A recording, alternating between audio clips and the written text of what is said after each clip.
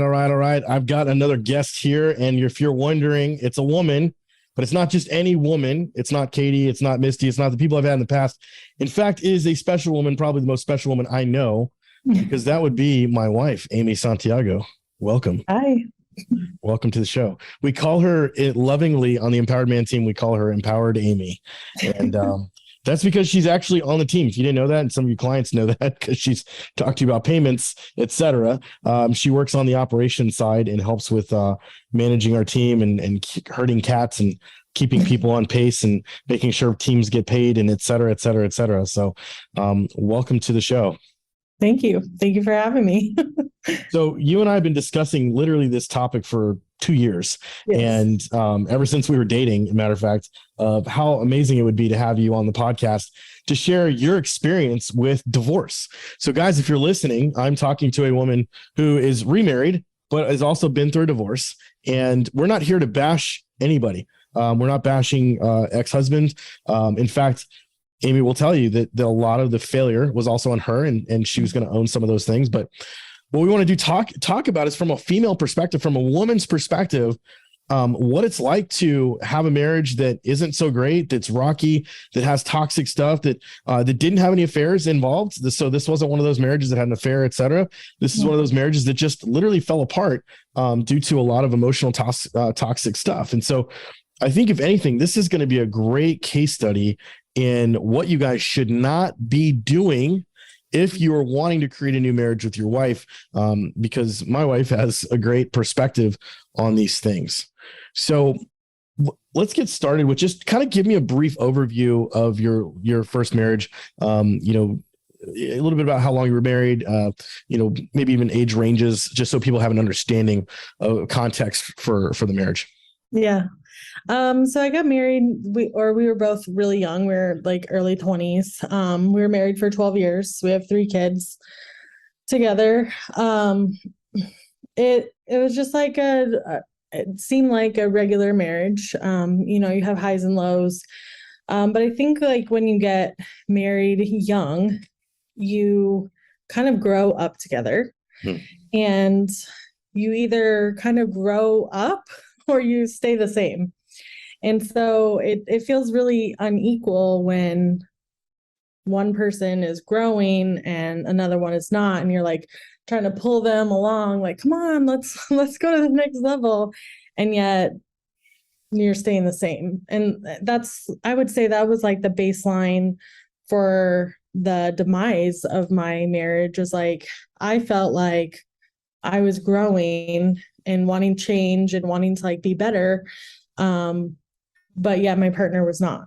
And it was like, felt like pulling teeth to get him to like want to do better in our life, just in general.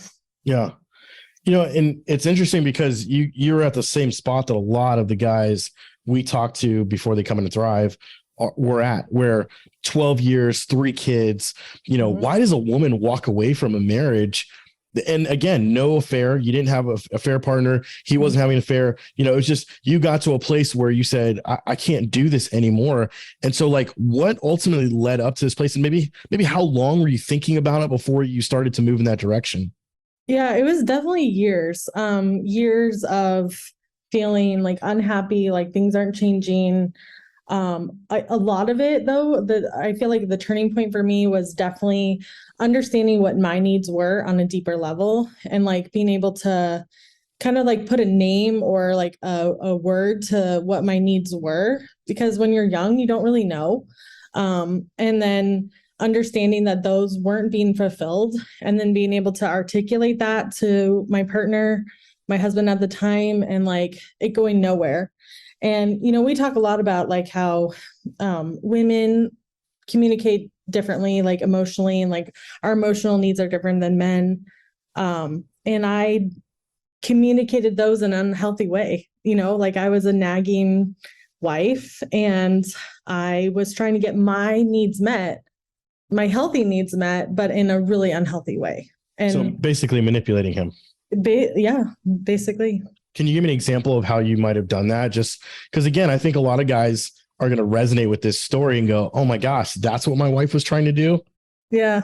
One that like always comes back to me that I feel really bad about still kind of today is I worked in HOA management. And so I would come home from work and I would have like so many things to tell him. Like it was a crappy job and people were jerks. And I would just want to tell him about my day.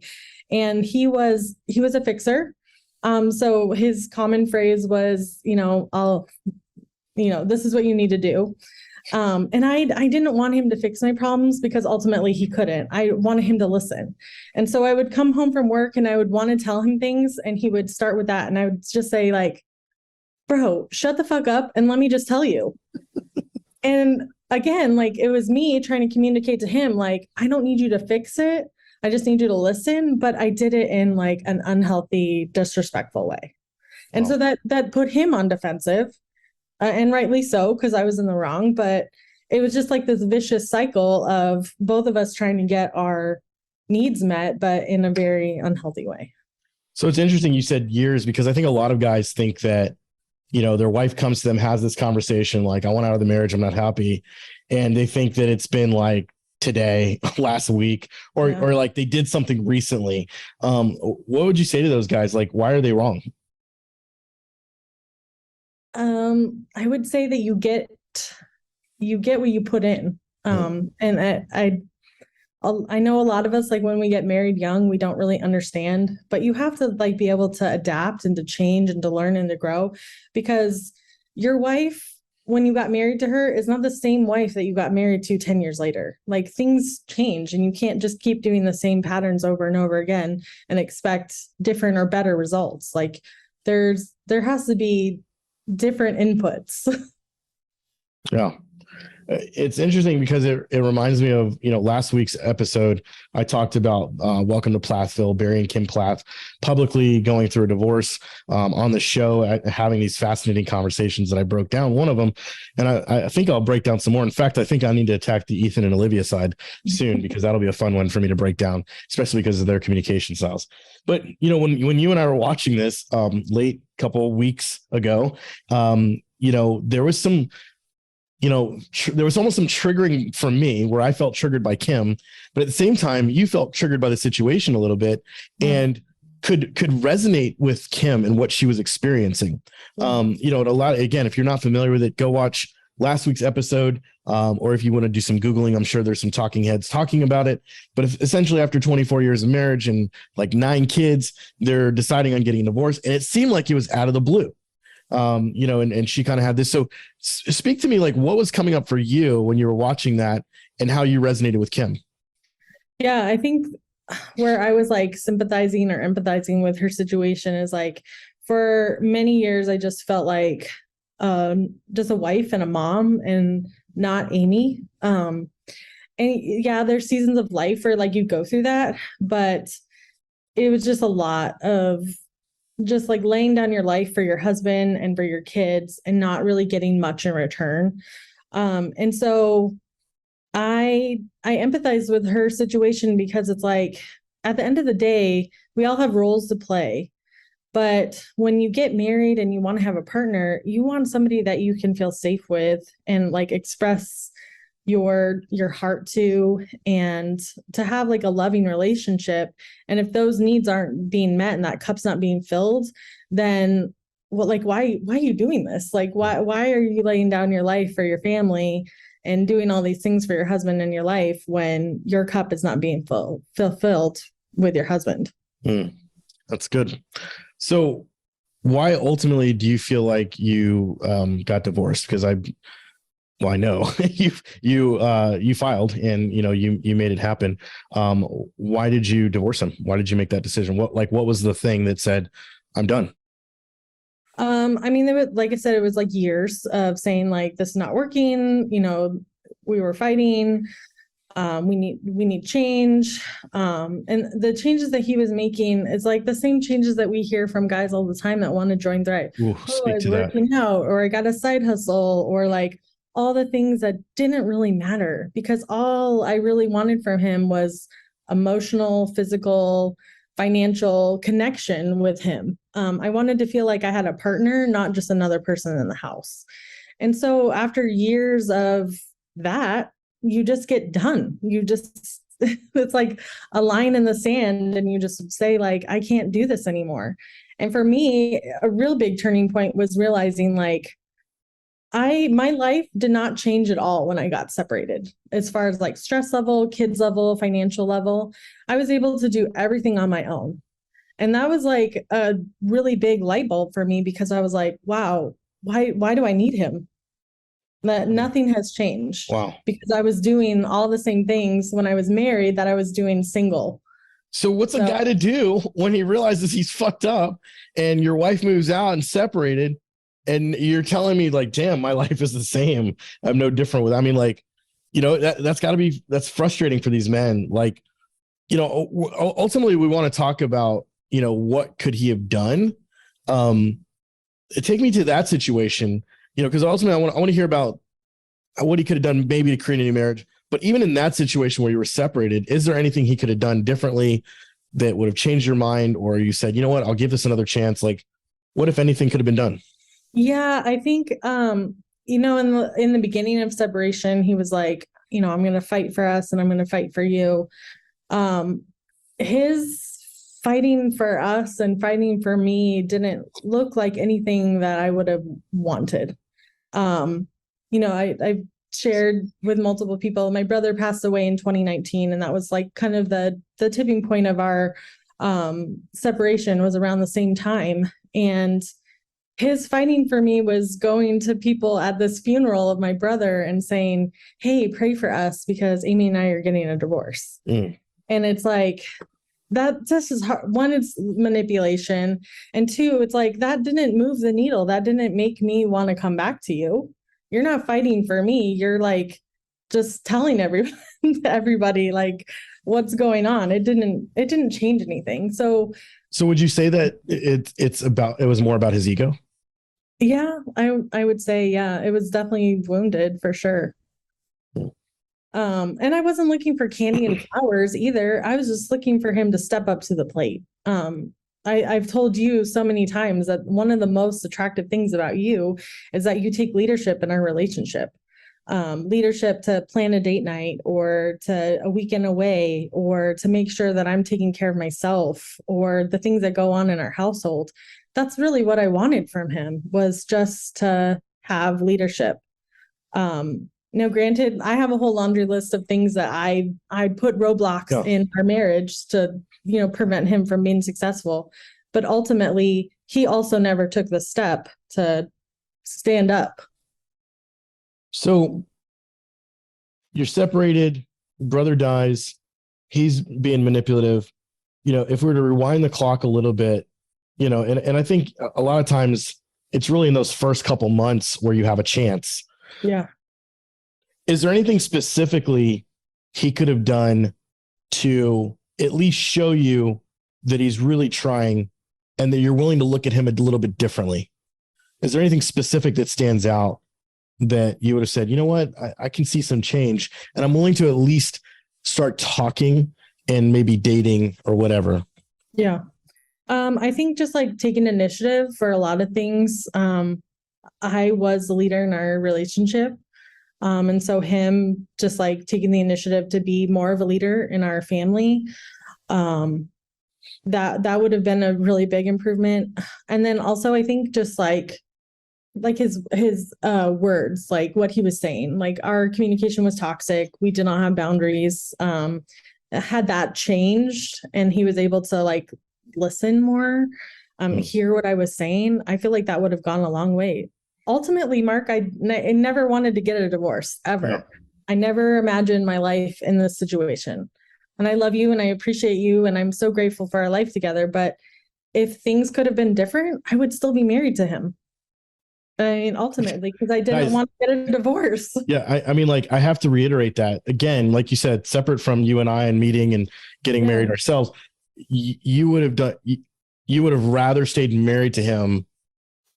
And again, can't just take our situation out of it. You would have rather stayed married to him because that was what you ultimately chose in the beginning. You chose to be with him, regardless of flaws, regardless of toxic stuff. You chose to be married to him. 12 years, you put it out, 3 kids. And at the end of the day, it still was just like, I can't. You got to a point where you were like, it's not enough anymore. Yeah. Guys, I'm telling you, if you're listening to this right now and you're going, oh my fucking God, this is me. This is what I've been through. My wife would probably be saying the exact same shit. It may or may not be too late.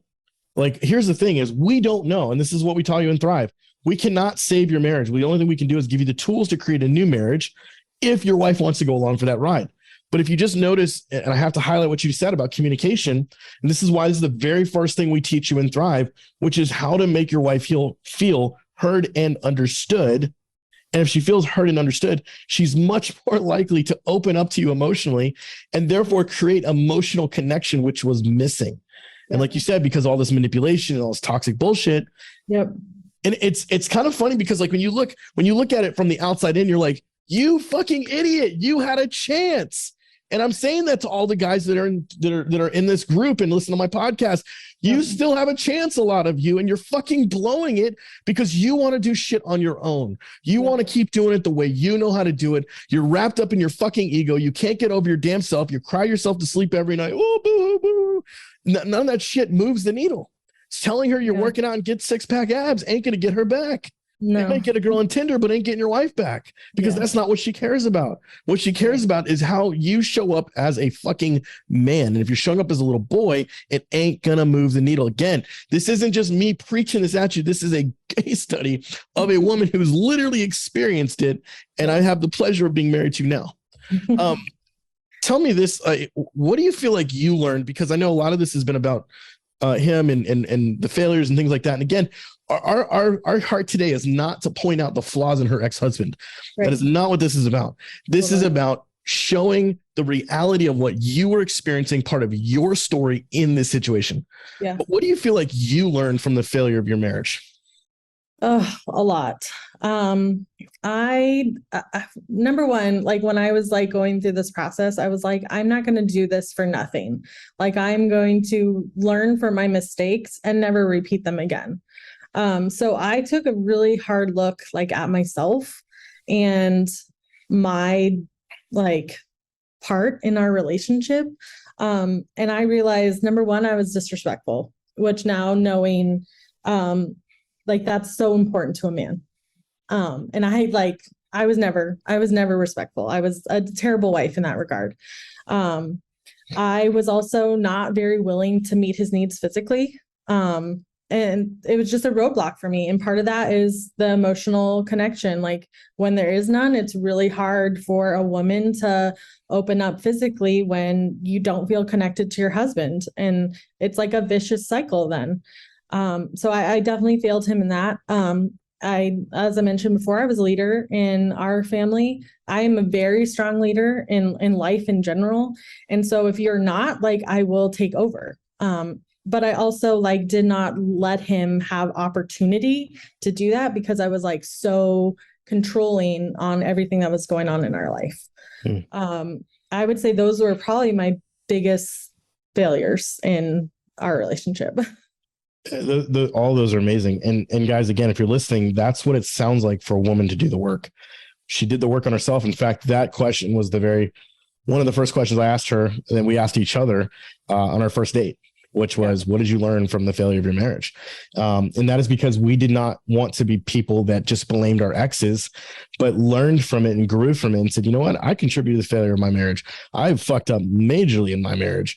And I am no saint. I had to make the choice and I made the decision I made. And that was that. So, you know, what we're going to do now is just like fast forward and, you know, getting to the point where you met me. And now I want, you know, if you're listening to this, I want your perspective to change a little bit. I want you to think about what a healthy woman is looking for in a new partner. And because there's a lot of you that are already moving on from your marriage and you're thinking about dating and all that stuff, you know, what were you looking for in a man, especially having now been divorced and you have 3 kids? Like, what were you looking for? I would say like, I was most impressed going on a date with you in the beginning by just the fact that you just like what you just said, you know, you took responsibility for the failure of your marriage on the parts that you can.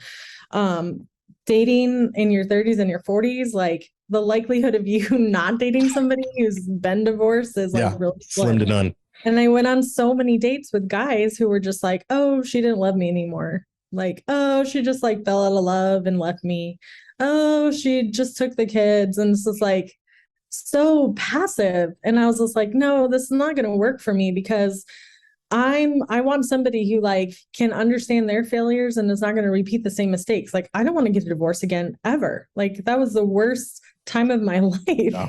Like I do not want to repeat those mistakes. And so I knew that in order to find somebody who was going to be like lasting, they were going to have the same sort of mindset, like learn from the mistakes and not repeat them again. And that was you, like you talked about it, like on our very first date, you know, the things that you had did wrong. And you didn't even share your entire story of your relationship at that time. You just literally just talked about yourself. Yeah. So what do you think, you know, obviously now we've been married almost a year, which is crazy to think. What do you think has been the biggest difference between how you showed up in your last marriage and how you showed up in this marriage? I do frequent heart checks. One of the things in my marriage was I held a lot of resentment for him for the way he did not show up in our relationship. And again, that's a me thing. That's not a him thing. He doesn't cause me to have resentment. I cause that myself. But I definitely like check myself if I'm feeling any kind of way that could lead to resentment. And I try to communicate that to you because I also learned that men are not mind readers. And sometimes we just have women, like we want men to sort of like know what we're thinking or feeling and just like expect them to know when in reality, like all we have to do is like tell you. And I feel like this is true of you and most men. Like if you just tell it to them simple, they're going to go, oh yeah, no problem. Let me do that. You want me to put that away? Absolutely. Yeah. You want me to think about it ahead of time? Probably not. Right. Right. So but that was growth for me as well. And so like I tried to be very communicative and specific about like what I'm feeling or what I need with you. And that's different. Yeah. What would you say to men whose wives are wanting to separate or get a divorce? You know, the guys that are listening right now, they're in our Facebook group or they're going to be a Thrive client or they're just first hearing of us. This is the first time they've ever listened to our podcast. And, you know, their wife has either separated or wants a separation or their wife is filing for divorce or whatever. What would you say to those men and like, what should they be doing right now? I would say going to the gym doesn't help. Number one, that's like the number one thing that guys get on the call with us and say like, oh, I'm working out. I'm working on myself. Like she doesn't care about that. And if she does, there's probably something wrong. Yeah, that's so minor in like the long list of things that are wrong in your relationship. Yeah. She wants to feel heard and she wants your emotional connection. And like I would say, take a deep dive into what she's saying to you because she's telling you or she's been telling you what she wants and what she needs. You're just not really either picking up on it or you're not hearing it or you're not applying it. And it's not hard stuff. But if you need help and you've never done this before, then heck yeah, come into Thrive and like we'll teach you how to communicate and to listen to her and to understand where she's coming from. Is it going to be perfect every single time? Heck no. Mark and I's relationship is not perfect, not one bit, but we strive every day to like make sure that we're on the same page and that we are communicating in a healthy way. By the way, guys, we have 7 kids. So everything you're hearing, it gets amplified with children. Yeah. And let me show you our 7 kids. Share the screen. Yeah. So if you're on YouTube, you can see this. So if you're just listening, you have to go check out our YouTube channel. You can watch the video of Amy and I speaking. That's our family, all 9 of us there. This was from last year. So everyone's taller now, except me. I think I've shortened up a little bit, but that was us. We got married in Huntington Beach last year, October 23rd. So I memorized that. Great. Okay, good. Check.